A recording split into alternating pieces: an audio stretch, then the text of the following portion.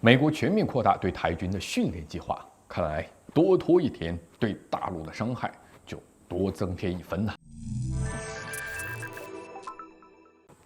大家好，我是吕哲。近几年，美国武装台湾的计划越来越清晰，越来越公开，美台勾结的动作也越来越频繁。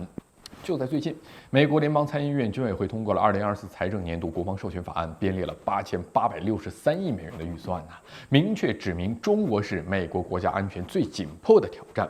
而在这个大框架之下，法案中还提到了一个重点，就是要建立训练台军的计划。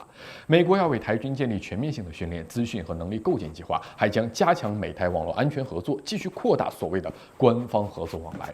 其实，美国派遣教官训练台军不是什么秘密但是之前都是遮遮掩掩的，咱们不放到明面上。现在美国直接公开提出全面训练台军，还立了法将这种敏感的事公开来说，你说和摊牌有什么两样呢？过去1年多，美国已经通过多项涉台法案，而且还能够从中发现一个规律。在2022年7月，美国提出台湾兵役至少要延长1年才更有战斗力。于是12月份，台当局就宣布将义务兵役延期长了1年。在2022年12月，美国通过23财年国防授权法案，其中提出了确保台湾全民防卫动员。而在今年2月，台当局就计划修改了说全面防卫动员准备法。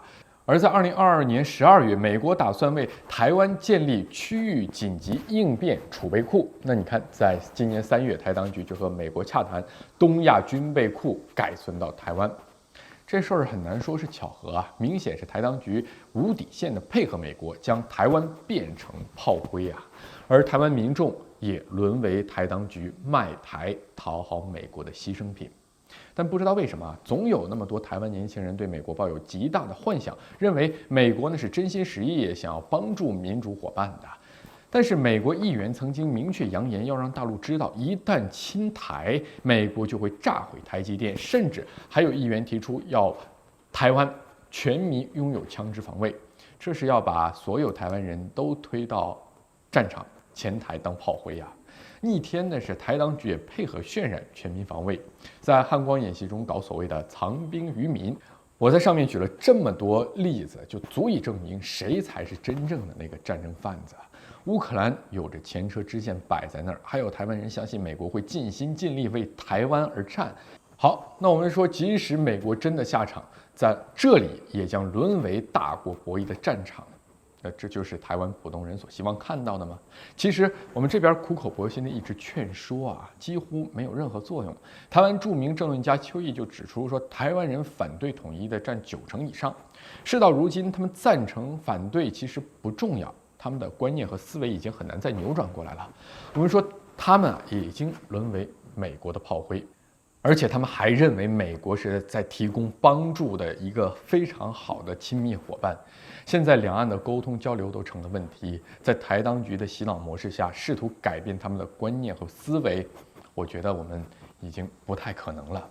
在台湾反对统一的有2种人，一种是死独另一种就是占大多数的保持现状的这个观念。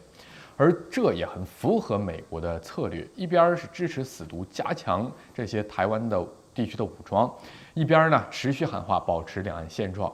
以前美国不敢大声说，最近美国和他的盟友这样说的越来越频繁了。